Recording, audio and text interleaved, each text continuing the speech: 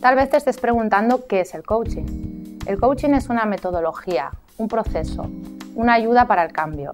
Coaching podríamos traducirlo como entrenamiento. Es un proceso en el que el coach ayuda a la persona, al cliente, a seguir unos pasos para conseguir sus objetivos. La idea principal del coaching es el cambio. Tú quieres algo y el coach te ayuda en ese camino hacia la consecución de lo que tú quieres. Es un proceso que busca en cierta manera la excelencia. Tal vez tú ya estés bien, pero puedes mejorar y en ese camino te puede ayudar mucho el coaching. En el nivel 3, pasar a la acción, vamos a partir de que tienes unos objetivos, tienes unos pasos, pero falta, quizá lo más importante, es actuar. Vas a tener que hacer algo para conseguirlo y ese es el objetivo del tercer nivel. Vamos a entrar ahora en un punto fundamental en el coaching, que es la pregunta. Si le preguntas a cualquier coach, sea de la orientación que sea, lo que seguro que te va a decir que utiliza es la pregunta. La pregunta es la herramienta fundamental del coaching. En este caso, como ya comentamos, se trata de un proceso de auto-coaching, autoentrenamiento, self-coaching, como quieras llamarlo, y entonces estas preguntas no te las hará el coach como pasa en una relación presencial, te las tendrás que hacer tú mismo. Pero es muy importante que estés muy atento y que entiendas cómo es cada pregunta y te las autoapliques. Preguntas podemos hacer miles. De hecho, en coaching incluso puedes encontrar libros con listas de preguntas, 100, 200, pueden haber muchas. De todos modos, a mí lo que me interesa es que te las hagas. Por lo tanto, voy a usar 7 preguntas clave. Con esas 7 es suficiente, pero es importante que las hagas y que te las respondas. Piensa que el cerebro es un gran respondedor de preguntas. Cada vez que tú lanzas una pregunta, aunque yo no conteste, mi cerebro está contestando. Y lo mismo va a suceder contigo. Cuando tú leas la pregunta, aunque te parezca incluso que no tienes la respuesta, tu cerebro está trabajando en ello. Y puede ser que si no ese día, al día siguiente o al otro, de repente te venga una idea que no sabes de dónde ha salido.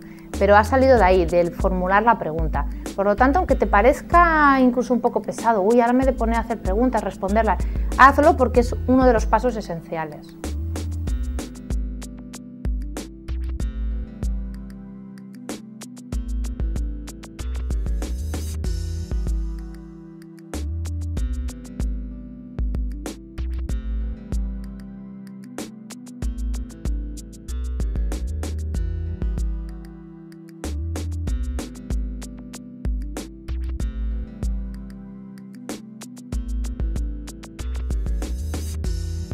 La primera pregunta que vamos a formularnos es ¿qué es lo que quieres específicamente? Quizá te resuene un poco a cuando hablamos de la formulación de objetivos, pero es un punto muy importante. Has de ser muy concreto y saber ese específicamente, o sea, qué es lo que realmente quieres.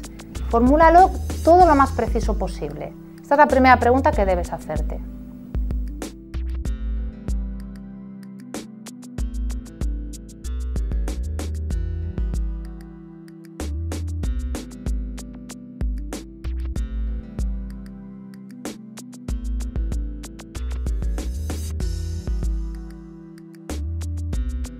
La segunda pregunta es ¿para qué quieres eso?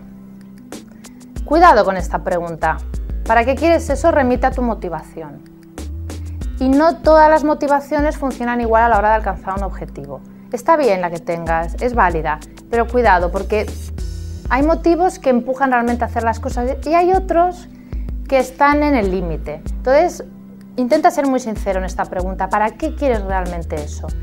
No te conformes con esa primera respuesta que sale, intenta ir un poquito más adentro y ver si hay otra motivación un poco más escondida pero que está en la base de ese deseo.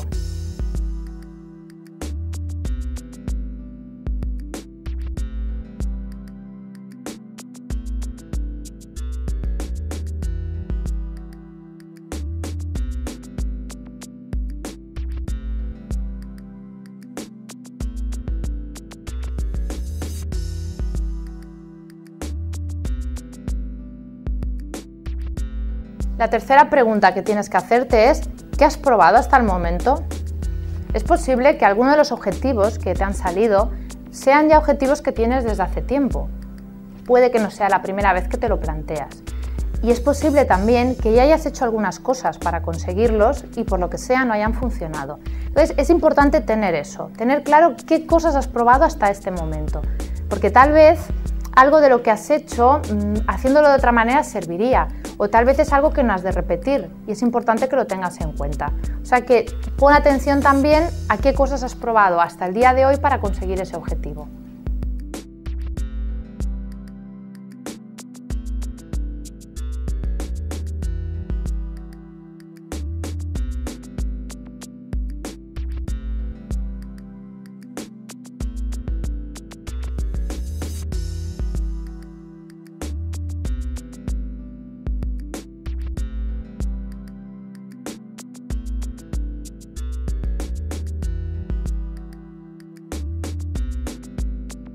La cuarta pregunta es, ¿qué estás dispuesto a hacer para conseguirlo? Cuidado también con esta porque es muy básica y es algo que muchas veces olvidamos. Te voy a poner un ejemplo. Vamos a pensar que alguien decide abrir su propio negocio.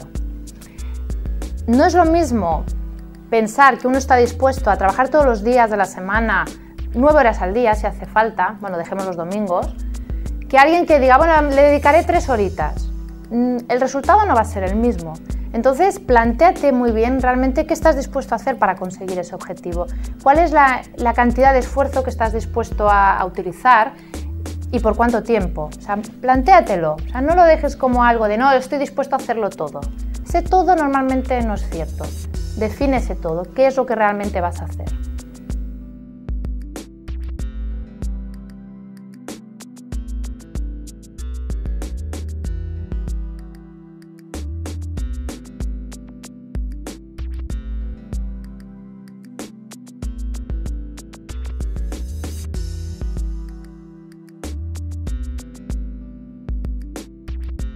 La quinta pregunta que debes hacerte en este proceso de self-coaching, de autoentrenamiento, es ¿qué ganas y qué pierdes con eso? Sé también muy preciso aquí. Si es necesario, coge una hoja, pon una raya y pon 2 columnas y ponte ganar y perder. Intenta tenerlo claro, porque como ya dijimos cuando hablamos de la buena formulación de objetivos, siempre que conseguimos algo, tiene una parte positiva y algo que de alguna manera dejamos de hacer o perdemos. Hay que tenerlo en cuenta, porque tal vez algo de eso que pierdes sea muy importante para ti y entonces habría que reformular el objetivo para intentar que eso no suceda. Entonces recuerda, coges una hoja y te pones qué ganas y qué pierdes con eso.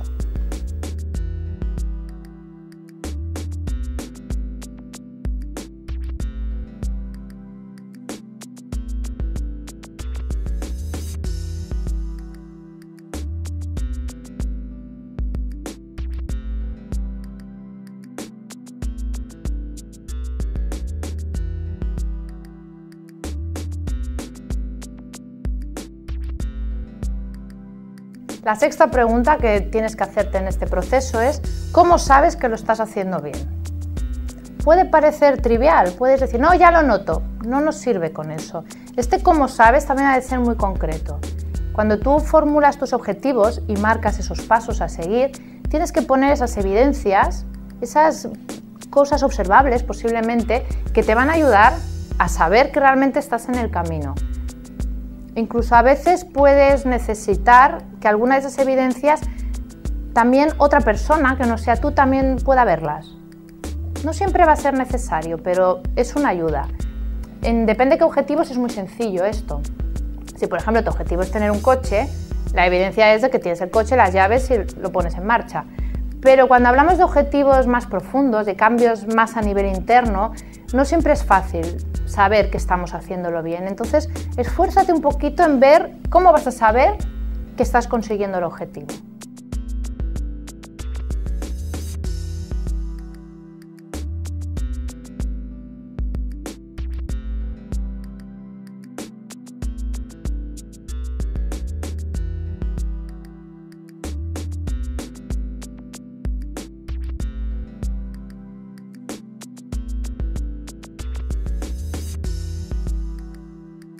La séptima pregunta, ya estamos acabando, es ¿qué te podría impedir conseguirlo? Sí, ya sé que molesta a veces un poco, que tú tienes claro que quieres algo y esta pregunta te puede resultar de, bueno, ¿Estás insinuando que no voy a poderlo hacer? Pero es muy importante. Es muy importante porque todos tenemos pequeños, vamos a llamarle autosabotajes, que a veces nos hacemos.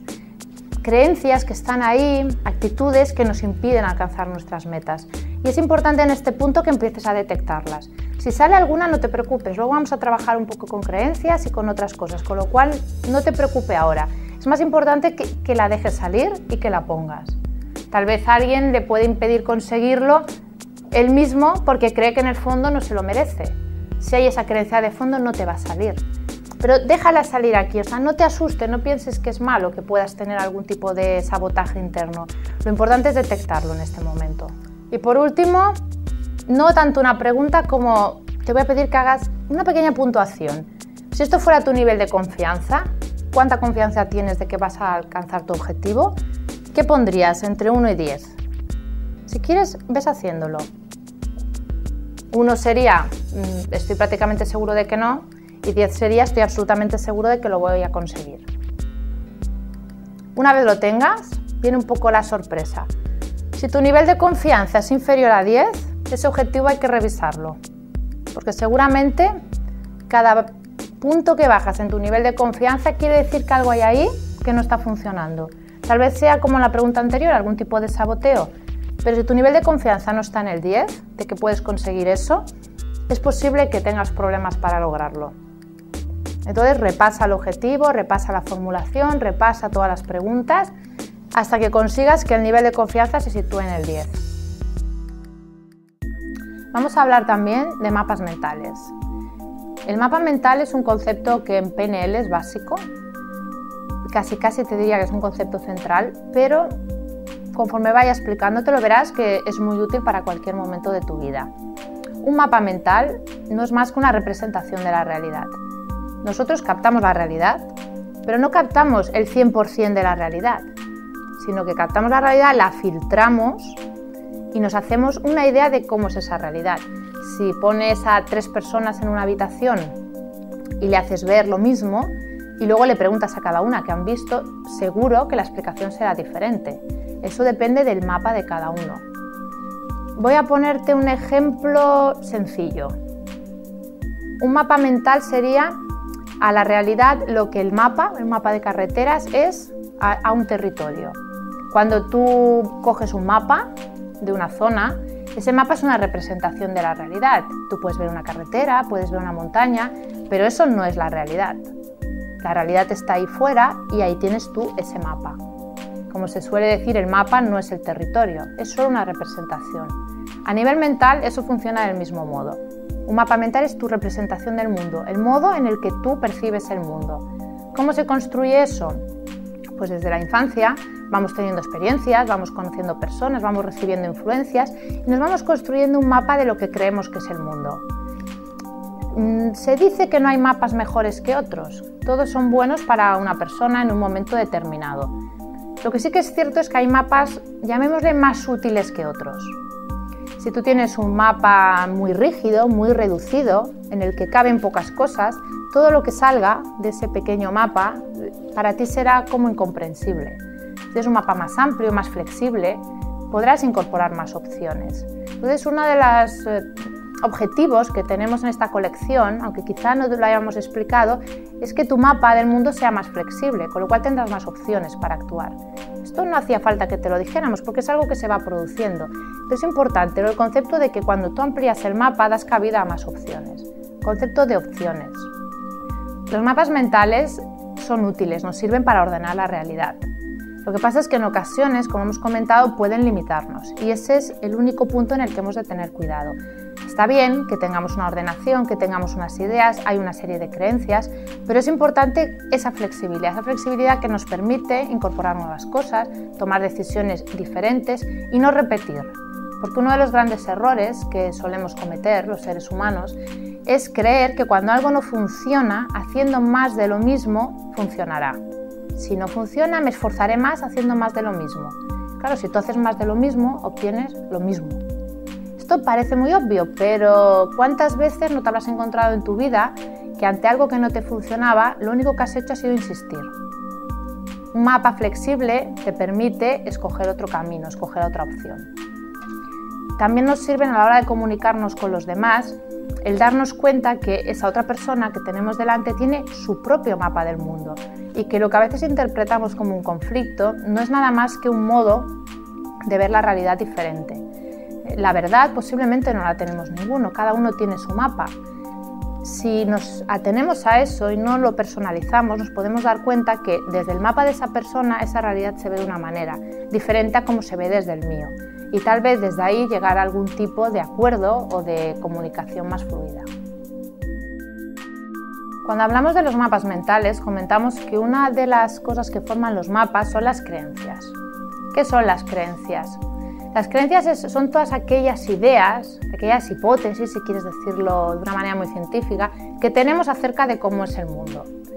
Pero tengamos en cuenta eso, que son solo ideas nuestras. Puede ser que esas ideas hayan venido de nuestra educación, de los profesores, de las personas con las que nos hemos relacionado, pero en realidad son teorías no demostrables. Es una manera en la que yo percibo el mundo y que creo que es. Pero como ya dijimos, el mundo es el que es y nosotros lo único que hacemos es tener una percepción de él. ¿Por qué son importantes las creencias? Porque depende de qué tipo de creencias tengas, vas a tener un mapa más cerrado o más abierto. Si es una persona con unas creencias muy firmes pero a la vez muy rígidas, todo lo que caiga fuera de eso te va a ser difícil de aceptar y quizá pueda impedirte alguno de tus objetivos conseguirlo, ¿no? En cambio, las creencias más flexibles o simplemente el hecho de entender que eso es una creencia, que tal vez para ti sea cierto pero para otras personas no, puede facilitarte mucho las cosas. Normalmente las creencias decimos que son básicamente dos tipos: las creencias limitadoras y las potenciadoras. Diciéndolo muy brevemente, de las creencias limitadoras hay que tener las menos posibles a ser posible ninguna. Y de las potenciadoras puedes tener, entre comillas, ¿no? Pero tantas como quieras. ¿Qué sería una creencia limitadora? Como dice la palabra, aquella que te limita, que te impide hacer algo. Creencias limitadas puede haber en muchos niveles, pero las que a veces nos entorpecen conseguir nuestros objetivos son del tipo: yo no valgo, yo no sirvo, no voy a ser capaz, no me sale, no me lo merezco. Todo este tipo de creencias, si me dejas ser sincera, no sirven de nada. Solo están ahí para entorpecer tu camino, tu proceso. No son demostrables, es algo que tú te dices a ti mismo y que lo único que hace es ponerte las cosas más difíciles. Esas hay que trabajarlas. Luego hay otras creencias potenciadoras que pueden ser a veces las contrarias, ¿no? Como decir: yo soy muy bueno en esto, yo soy capaz. Estas no perjudican, son buenas, te animan a seguir. Entonces, sé un poco fino detectando esas creencias. Las creencias a veces están a un nivel incluso inconsciente. No nos damos cuenta de que eso no funciona porque hay una creencia. A veces, en el aprendizaje de idiomas, por ejemplo, oyes que alguien dice: es que yo no soy bueno con los idiomas. Claro, si uno parte de la creencia de que no es bueno con los idiomas, le va a ser muy difícil aprender un idioma diferente al suyo. Analizando la situación, en la mayoría de los casos, una persona que no es buena con un idioma, lo que pasa es que no le dedica suficiente tiempo, que no le pone interés, que no le pone ganas. Y el no soy buena es algo que tiene por ahí que, bueno, que lo único que hace es entorpecer la situación, pero no es la verdadera razón. Es eso, una creencia. Trabajaremos un poquito con las creencias. Las creencias son un tema largo que requiere tiempo para cambiarlas, porque algunas las tenemos ahí desde la primera infancia. A lo mejor llevas 20 años o 30 años con esa creencia en tu vida, pero empezaremos a tocarlas un poco para que puedas ver que como mínimo se pueden tambalear. Tal vez no la puedas quitar del todo, pero sí empezar a darte cuenta que no tienes por qué seguir con eso el resto de tu vida. Vamos a hacer un ejercicio de cambio de creencias. En este caso trataremos de coger una creencia que Nerea tenga como muy asumida y darle como un pequeño movimiento con diferentes maneras de entrar para ver cómo la vive después de eso. Entonces, bueno, la pregunta obvia es: ¿tienes alguna creencia que tengas, algo que pienses acerca de ti misma? Algo así un poco firme. Bueno, la creencia que se me ha dicho muchas veces, que no puedo evitar, es que soy muy radical. ¿Radical en qué sentido? Radical en el sentido de que entre blanco y negro no puede haber gris. O sea, es muy de extremos. ¿Y a ti eso te parece que es un rasgo de tu carácter que te puede impedir ciertas cosas o que te puede...? Sí. Vale. Entonces, a ver si yo lo he entendido bien, sería que ante cualquier situación tiene que ser o un extremo o el otro, o sea, no valen posiciones intermedias. Muy bien. Entonces, por ejemplo, podríamos pensar en que, si miráramos en contextos, ¿en qué contextos te podría ser útil eso? O sea, situaciones en las que... Situaciones en las que me sería útil ser o no ser radical. No, más que ser o no ser radical, que las cosas sean o así o así, pero que no hay puntos intermedios, ¿no? Pues el punto bueno a favor es que si las cosas son así es que se mantiene la postura que yo tengo ante esa cosa. Entonces ya tiene que ser una razón muy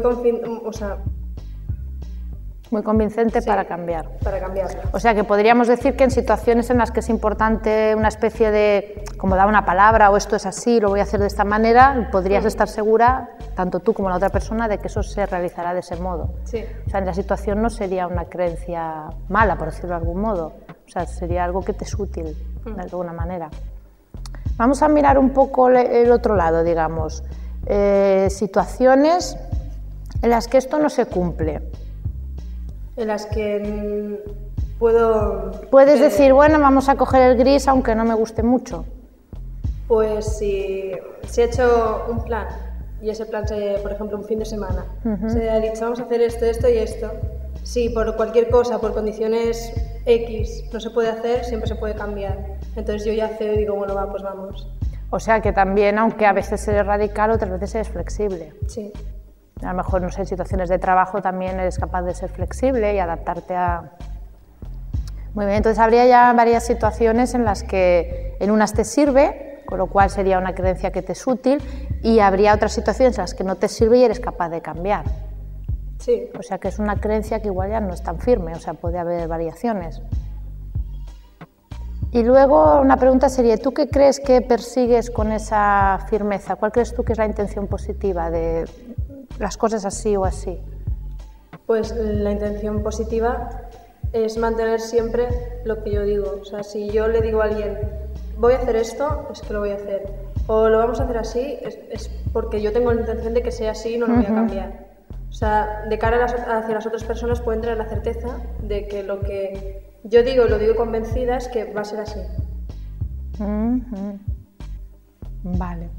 O sea, la intención es como una especie de firmeza, un poco lo de la palabra que yo decía. O sea, yo cuando doy una palabra, de que eso es así. Va a ser así. Y a ti te da como confianza también que los demás sepan que tú eres de esta manera. Sí, sí, sí. Porque, a ver, a mí me puede costar un esfuerzo, pero siempre tendré esa seguridad de que va a ser así.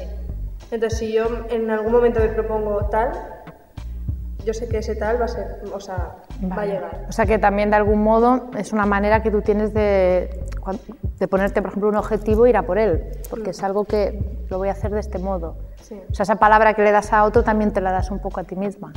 O sea que en ese sentido también podría ser algo útil para ti. Bueno, bien. Bien.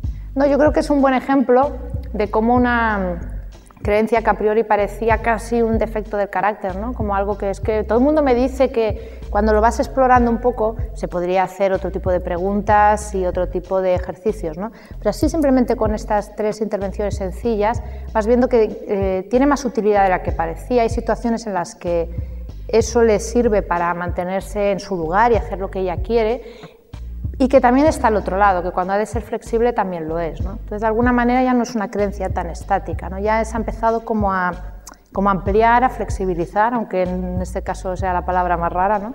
Y a dar otro abanico de posibilidades. Entonces, bueno, es un ejemplo solamente, ¿no? Esto se podría hacer con cada una de las creencias que una persona haya detectado que tiene. ¿Hay alguna otra creencia que te gustaría así trabajar o tocar un poco a ver qué...? Sí, verás, yo creo que soy ambiciosa por naturaleza. Ambiciosa por naturaleza. Bueno, suena como algo que estuviera ahí, que ya hubieras nacido con ello. Bien. No sé, dime un poco en qué casos lo ves o cómo lo ves. O... ¿En qué casos? Bueno, casos no lo sé, pero ejemplos un montón. Vale. Para ponerte así el más fuerte, por así decirlo, es que cuando era pequeña tenía una mejor amiga. ¿Vale? Yo tendría unos 13 años. Y ella sabía inglés. Y yo no tenía ni idea. Y por superarla, Yo fui a mi casa y dije, mamá, me voy a Inglaterra este verano. ¿A qué te vas a ir tú a Inglaterra a aprender inglés? ¿Por qué? Porque Galia sabe inglés y yo quiero saber más que ella, ¿sabes? Entonces me estuve yendo con 13, con 14, con 15 y con 16 a Inglaterra 2 años, o sea, 2 meses cada verano. Y Bueno. al final ya. Bueno, a mí en este caso lo que pasa es que me cuesta ver el lado negativo de eso, porque de alguna manera es también un afán de superación, ¿no? No, tiene un lado negativo porque, en cierto modo, si yo me propongo algo, me da igual. O sea, si puedo perder o no perder cosas. ¿Sabes? Vale, o sea que sí que quizá habría que poder valorar si era bueno hacer eso, el lado, a ver qué perdías haciendo eso. Ganabas el conocimiento del inglés, pero bueno, igual hubiera... O sea, esa parte no te paraste. Bueno, pero tenías 13 años, tampoco vamos aquí a... ¿Y una situación en la que tú creas que tal vez hubieras podido ser más ambiciosa y no lo has sido? Como que te has, entre comillas, no sé si será una palabra que te guste, pero como conformado, que has dicho, oye, bueno, pues, bueno, me gustaría esto, pero bueno, va, empezaremos por aquí o me conformaré con esto, ya está bien. Bueno, supongo que me he conformado, por así decirlo, en vez de coger psicología directamente, dije, bueno, espérate y haz primero esto que ahora mismo te va a servir. O sea, mi ambición desde pequeña era hacer psicología y ser psicóloga. Pero se dieron otras circunstancias en el trabajo y yo fui a parar a otra rama. Entonces dije, bueno, pues haz esta carrera y después ya era psicología. Entonces me conformé y lo aparté un poco. Decir, bueno, ya se hará. Quizás que cuando hablas de ambición, tú le llamas ambición a algo que parece un poco como tener, a ver si encuentro la palabra, tener unos objetivos claros, unos deseos claros y ser capaz de luchar por ellos. Entonces no sé yo si le pondría el calificativo de ambición, es que ahora me hace dudar. Que ambición parece más algo, no sé, relacionado con querer más y más y más y más, ¿no? Y en este caso, bueno, si tú tienes una ilusión, como por ejemplo esta de ser psicóloga, pero también eres capaz de adaptar las circunstancias y postergarlo y hacer otras cosas... Sí, pero es que lo he postergado porque me ha interesado. Más lo otro. Claro. Y esa porque me ha interesado económicamente más lo otro. Entonces, dices, por querer más, no lo he hecho. Vale. O sea, por ambición no he... O sea, por ambición de que con esto que estás estudiando ahora puedes mejorar en tu trabajo, tener un mejor sueldo, tener las mejores condiciones. Bien. ¿Y cuál crees tú que es la intención positiva que hay detrás de eso? La intención positiva, crecer. Crecer. ¿Y eso sería malo? No. O sea, a lo mejor en vez de ambición le podríamos llamar tesón, o le podríamos llamar constancia o dedicación o ser capaz de valorar en cada momento de tu vida qué es lo que más te interesa.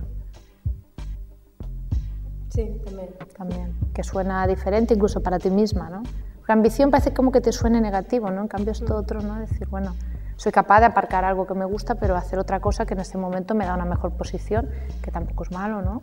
Y luego ya tendré tiempo de estudiar lo que me gusta, lo puedes hacer más adelante también, ¿no? No sé, yo pienso que...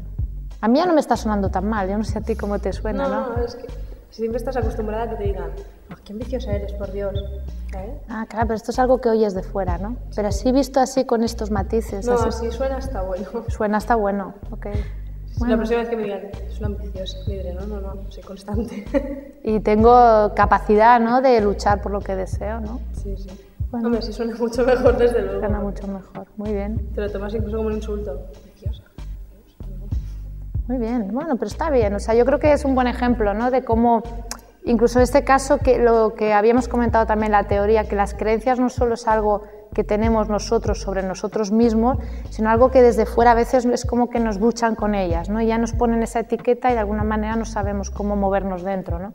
Y en este caso, hablando con Nerea, se ha visto, ¿no?, que ampliando un poco el mapa de sus posibilidades, quizás ambición no es la palabra más adecuada y además tiene diferentes caras, ¿no? De manera que tiene una cara como muy positiva de ser una persona con un espíritu de lucha, con ganas de conseguir sus objetivos y ser capaz de llevarlos a cabo, ¿no? Entonces, bueno, hay que tener cuidado, ¿no?, con esto de tener una creencia y pensar que eso es como la verdad, ¿no? Pensar que quizá no hay verdades absolutas. Vamos a hablar también del feedback. ¿Qué es el feedback? El feedback en el fondo es información. Esa información que recibimos del entorno, de una u otra manera. El feedback puede ser en una interacción con otra persona o puede ser con nosotros mismos cuando vemos las consecuencias de las cosas que hacemos. Primero vamos a hablar un poco de interacción con los demás. El feedback es un modo de darle un reconocimiento a alguien sobre cualquier cosa. Un reconocimiento que, para hacerlo sencillo, lo vamos a poner en niveles.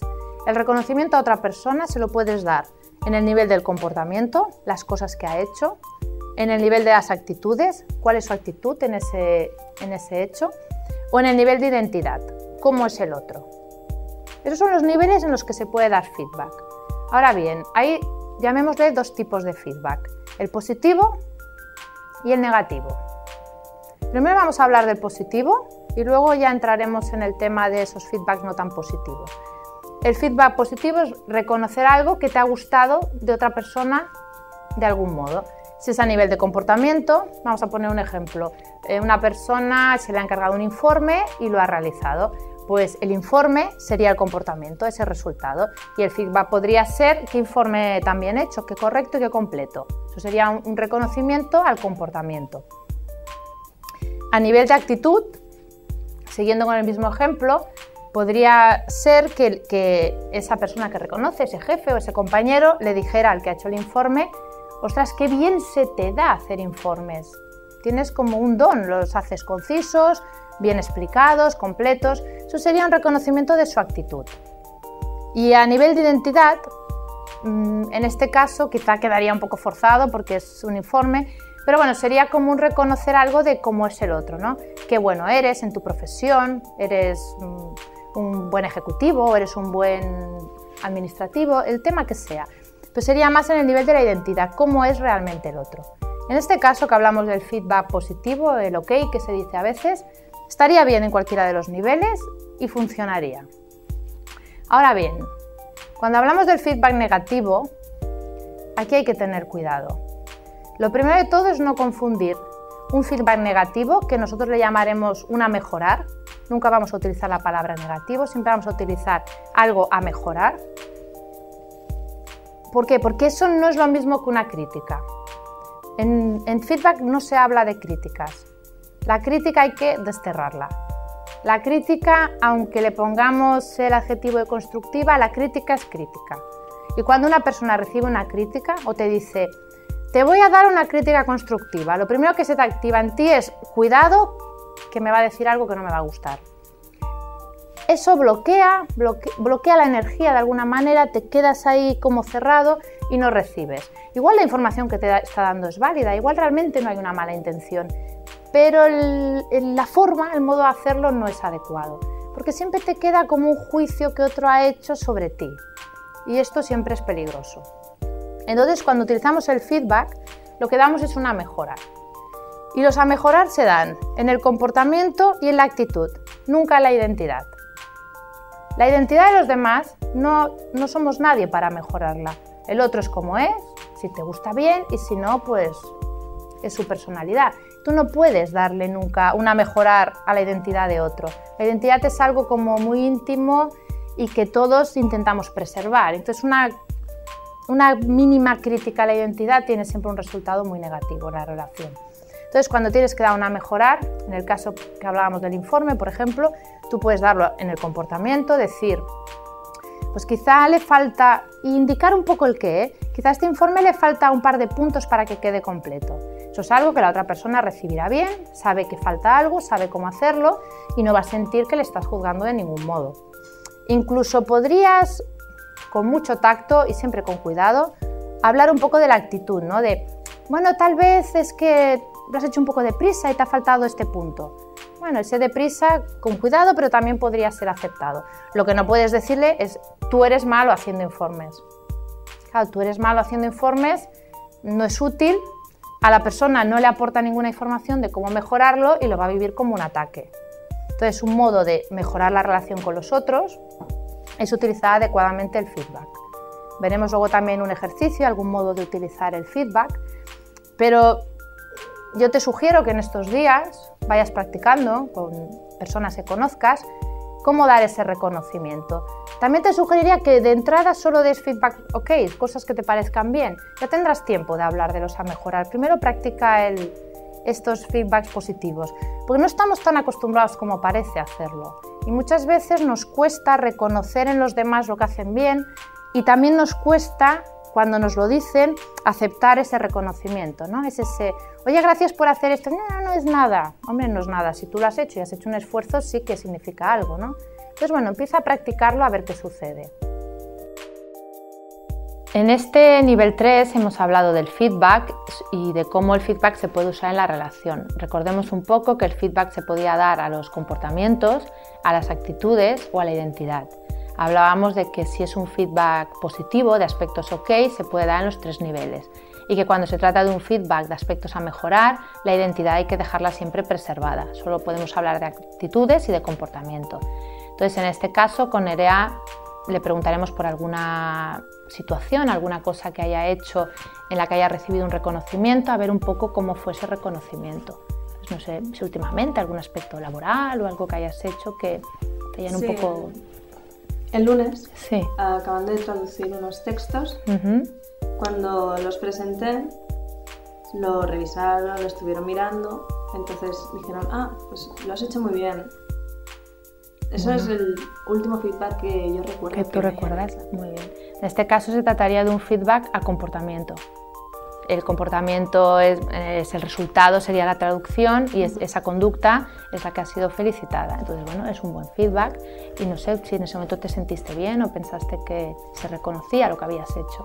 Sí, no, recuerdo que pensé, bueno, menos mal, porque me había costado mucho. Muy bien. Y realmente no esperaba que me dijeran, genial, sino simplemente esperaba que lo dejaría en la mesa y ya está, y estaría hecho y nadie lo miraría. Entonces el feedback o el reconocimiento fue agradable, a mí me gustó. Claro, es un muy buen ejemplo, ¿no? Porque es realmente como algo que no lo esperas, pero cuando lo recibes es como un refuerzo, ¿no? De alguna manera. Igual si tienes que hacer otra traducción, la harás como con otra ilusión, ¿no? Porque sabes que es algo que lo valoran, ¿no?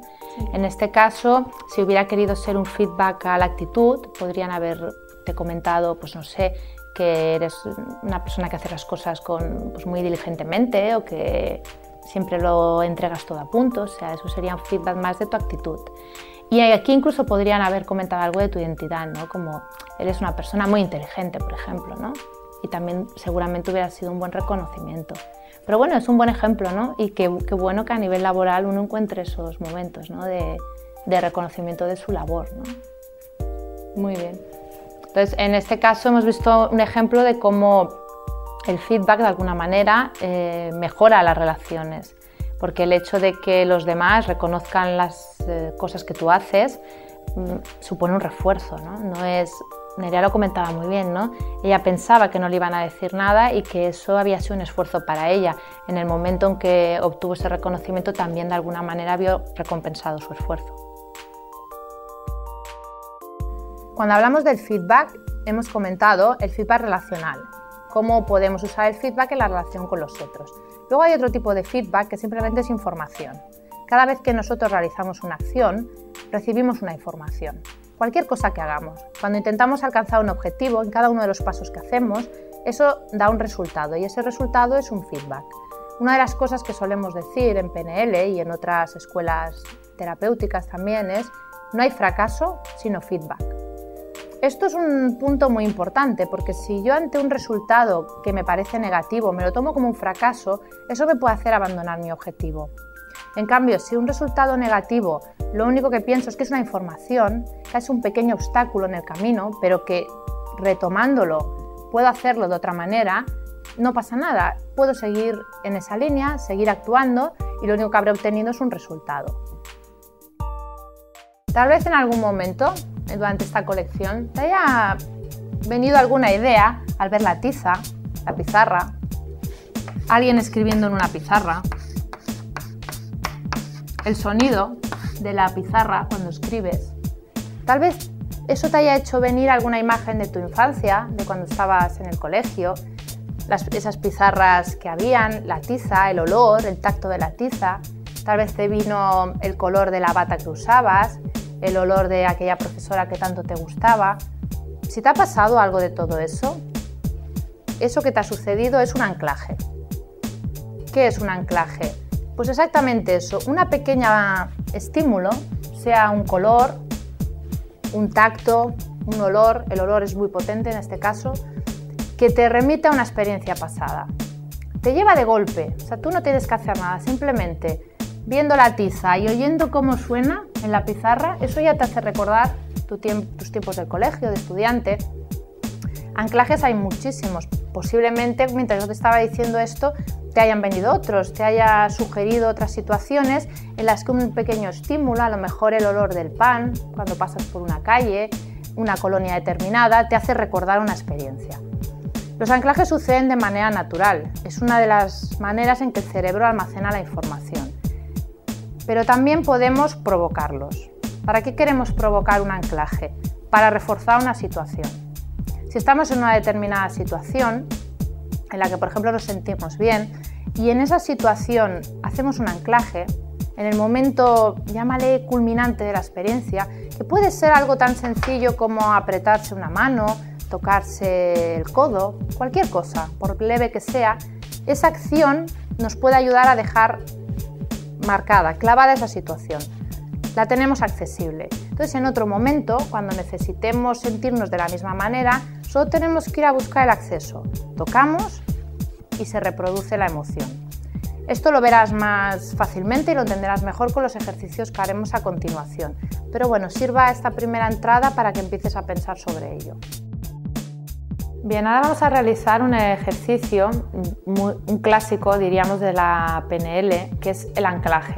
El anclaje, como comentábamos en la parte teórica, sirve para fijar una experiencia, fijar aquella sensación que hemos tenido en la experiencia. En este caso, lo que vamos a hacer con Dolors es ir al pasado y buscar la sensación que ella quiere tener para conseguir su objetivo.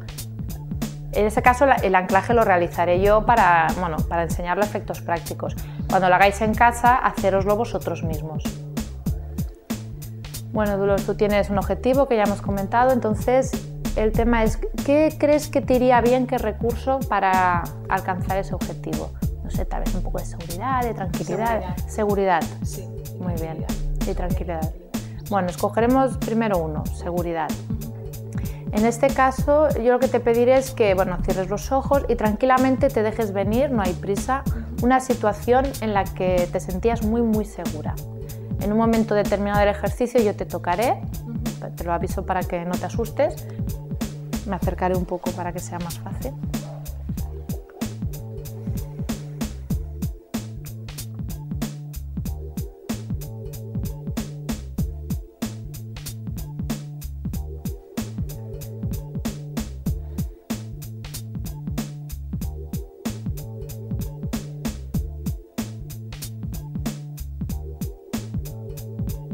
Si te ha venido, sí. Tienes una situación. Sí. Vale, primero vamos a observar un poco la situación. Fíjate muy bien en qué ves en esa situación.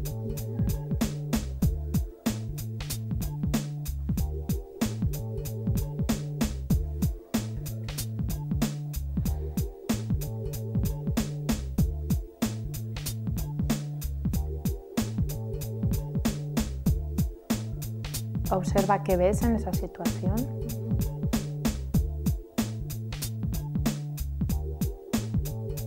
También si hay algún sonido, si hay alguna cosa que escuchas o alguna voz de ti misma, dándote ánimos, cualquier cosa que escuches. Y ahora pon mucha atención a cuál es la sensación esa interna, o sea, cómo sientes la seguridad.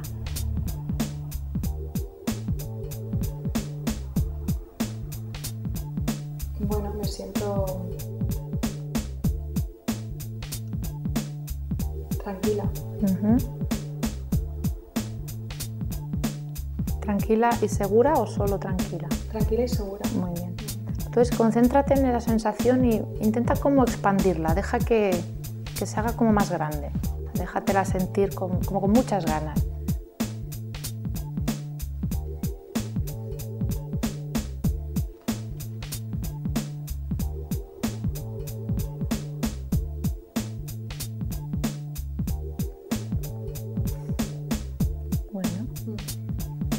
Ahora nos distraemos un poco para que salgas de la situación. Quizá piensa un poco en el objetivo o cualquier cosa, en lo que has hecho este verano, cualquier cosa. Sí. Lo importante es salir de la situación. Lo que tenemos que comprobar es si funciona el anclaje. O sea, cuando yo hago así, si tú te viene como sensación de... Sí. Bien, pues recuerda, tienes seguridad en esta rodilla. Vale.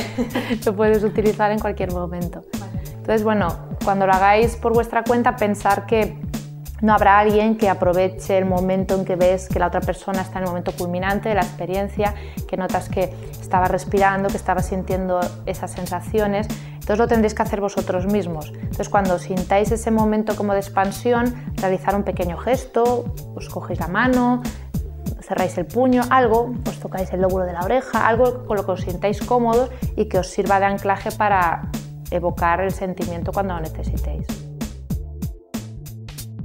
Vamos a ver otro ejemplo de cómo realizar un anclaje. En este caso nos va a ayudar Salva. Buena, Salva. Hola. Muy bien. Pues te voy a pedir que para estos objetivos que tú tienes, pienses en alguna sensación que te gustaría potenciar un poco. Tal vez digas, pues quiero tomármelos de una manera más relajada, o más alegre, o más segura.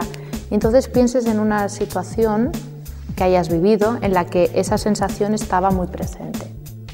De acuerdo. Entonces, cuando quieras, cierras los ojos y te dejas venir la situación. Muy bien. Puede ser humor, puede ser lo que tú quieras.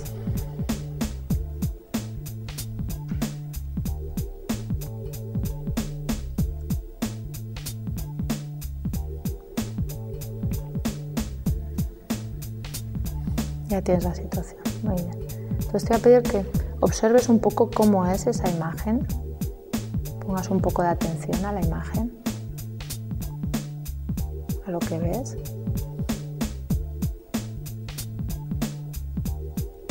Un poquito también de atención a si hay algún sonido, si hay alguna conversación o bien tú te estás diciendo algo.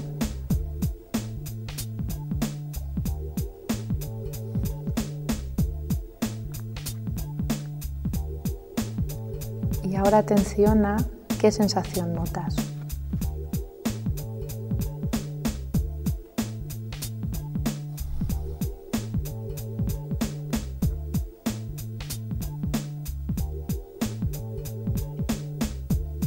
¿Cómo sería esa sensación si la tuvieras que poner en una palabra? Es una sensación de paz. De paz, muy bien. Entonces te voy a pedir que te fijes en la sensación e intentes expandirla, sentir esa sensación de paz como en todo tu cuerpo.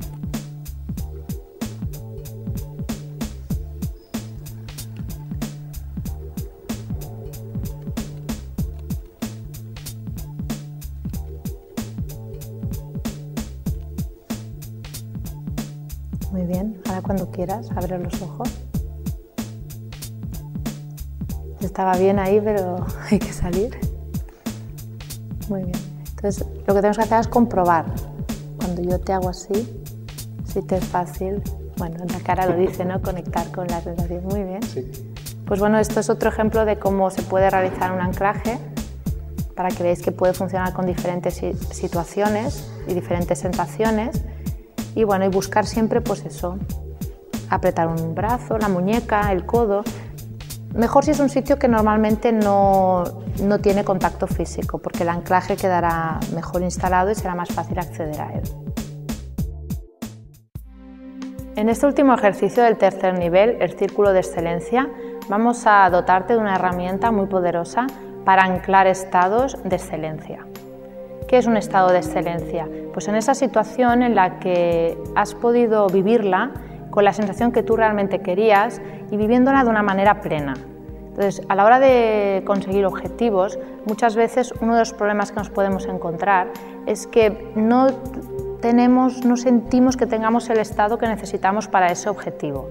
Entonces, este es un buen recurso para conseguirlo. Lo que haremos es ir a una situación del pasado en que teníamos ese estado y lo vamos a anclar. Con ese anclaje lo tendremos disponible siempre que lo necesitemos. Si tienes más de un objetivo, realiza el círculo para cada objetivo.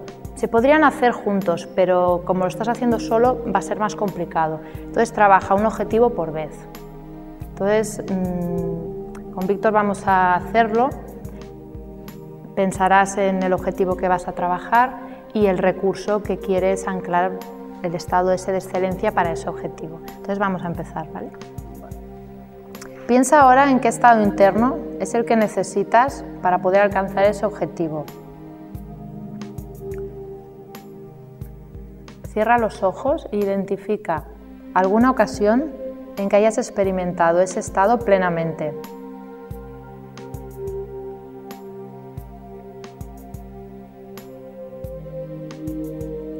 Cuando la tengas, revívela, pero revívela de un modo pleno.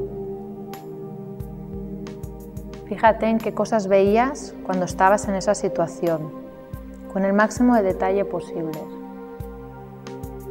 ¿Qué escuchabas? Si te decías algo a ti mismo. Y sobre todo, ¿qué sentías? ¿Cómo te sentías en esa situación?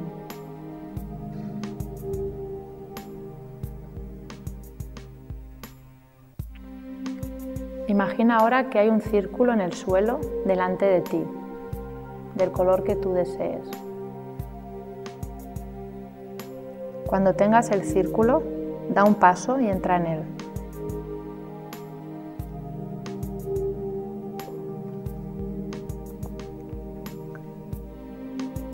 Imagínate con el objetivo cumplido, ya comportándote como si lo tuvieras, con ese estado que has elegido para vivirlo. Siente la experiencia asociándote plenamente a ese estado que tú has escogido. Ve la situación con tus propios ojos, escucha, siente cómo está tu cuerpo, la respiración, cualquier sensación física que tengas. Centra ahora la atención hacia tu interior y observa cualquier representación interna que aparezca. Puede ser que sea un color, una imagen o un símbolo que puedas asociar a ese estado.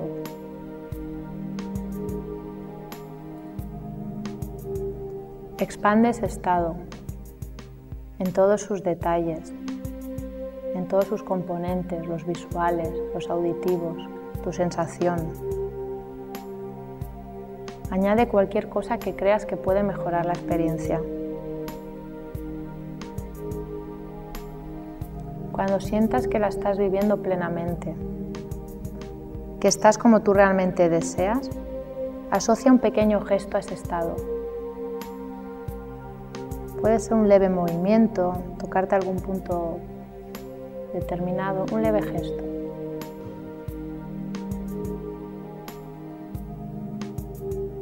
Ok, muy bien. Sal ahora del círculo dando un paso hacia atrás. Abre los ojos y despréndete del estado. Distráete un momento. Comprueba con tu gesto si te sería fácil volver a entrar en el estado.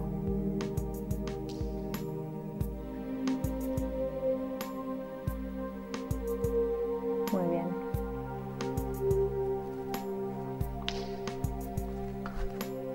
Muy bien, veo que se ve, ¿no?, que está ahí el estado. Sí. Muy bien, muy bien. ¿Qué tal ha sido la experiencia? Pues muy interesante. Muy interesante. Sí. Muy bien. La verdad es que se nota un cambio. Se nota un cambio. Un cambio interior que te permite estar plenamente. Muy bien. Bueno, pues este es el ejercicio. Os recuerdo lo que he dicho al principio, es mejor hacerlo para cada objetivo, de manera que tengas los diferentes estados accesibles en cualquier momento. Si cuando hubiéramos salido, se hubiera dado el caso que al hacer el gesto que ha hecho él, que él apretaba así un poco el puño, no revives el estado, es que en algún punto quizá has hecho algo mal. Entonces repite los pasos simplemente, no pasa nada. Puede suceder que en una primera ocasión no quede bien anclado, repite los pasos poniendo especial atención a vivir plenamente la experiencia, porque seguramente es ahí donde habrá habido el pequeño error. Entonces, bueno, te animo a que practiques y te ancles tus estados de excelencia. Llegados a este tercer nivel, supongo que ya te habrás dado cuenta de la gran importancia que tiene la pregunta en el coaching. La pregunta es un gran disparador de respuestas. Cada vez que te formulas una pregunta a ti mismo, el cerebro automáticamente responde y eso te da recursos e ideas de cara a conseguir tus objetivos. También supongo que habrás visto el tema del feedback. El feedback, ¿cómo? En relación con otros. Cuando tú das un feedback a otro, le estás reconociendo sus conductas, sus actitudes, su identidad. De alguna manera estás siendo consciente de la presencia de otro. Y esto es una gran ayuda para dar mayor fluidez a la comunicación, ayuda en las relaciones. También el feedback hacia ti mismo, de manera que cualquier resultado que obtengas en la vida es un feedback, es eso, un resultado. Y eso te permite dejar un poco de lado la palabra fracaso, que es una palabra muy dura que no nos ayuda a la hora de conseguir nuestros objetivos. También habrás visto un poco lo que es el trabajo con los mapas mentales, saber cómo el tener un mapa más amplio, el abrirte a otras posibilidades, esa flexibilidad también te ayuda de cara a conseguir tus objetivos. El trabajo que hemos hecho con el Círculo de la Excelencia y con los anclajes te permite darte cuenta de cómo situaciones en las que has vivido plenamente, en las que has tenido un buen estado, pueden ser ancladas y recuperadas para otras situaciones posteriores.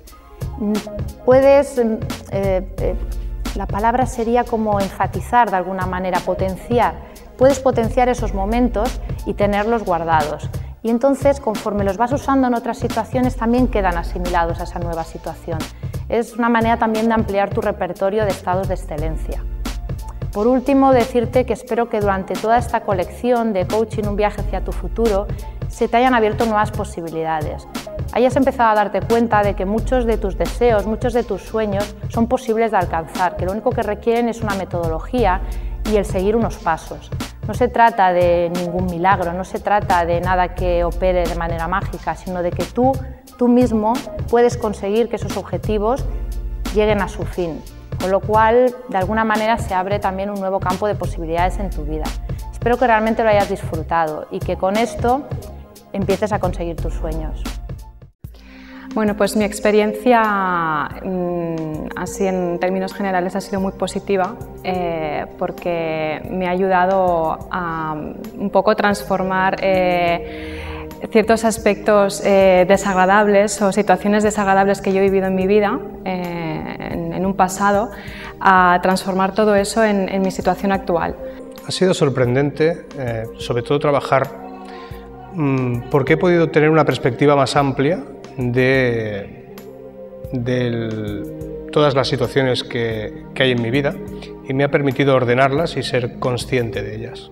Bueno, pues mi experiencia en el coaching ha sido bastante buena y me llevé una sorpresa al hacer el rapport, que no creí que me iba a molestar tanto el que no me acompañase en la comunicación, y entonces supongo que esto me servirá, sea más fluido y pueda yo acompasar su historia.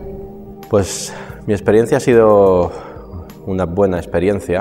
De hecho, recomiendo encarecidamente estas prácticas, pues nos permiten vivir con calma interior, es decir, vivir aquí y ahora, vivir en el presente y ser capaces de darnos cuenta de lo que nos rodea y de lo que nos sucede. El hecho de poder enraizar, el hecho de poder tomar contacto con nuestro interior y al mismo tiempo con nuestro exterior de forma consciente nos permite, o al menos a mí personalmente me ha ayudado mucho, a ser capaz de resolver mis asuntos sin perder la cabeza. Es decir, he podido tomar conciencia, darme cuenta de qué es lo que está sucediendo en cada momento fuera y cómo me afecta en mi interior y poder tomar decisiones y actuaciones plenamente eficaces. Anteriormente, antes de practicar este tipo de ejercicios y de técnicas, me dejaba llevar por una vorágine de emociones y sentimientos que me hacían no saber dónde me encontraba y no saber hacia qué camino dirigirme. Por lo tanto, es una experiencia que me ayuda a ser consciente de quién soy, de las capacidades que tengo y de qué camino tengo que seguir.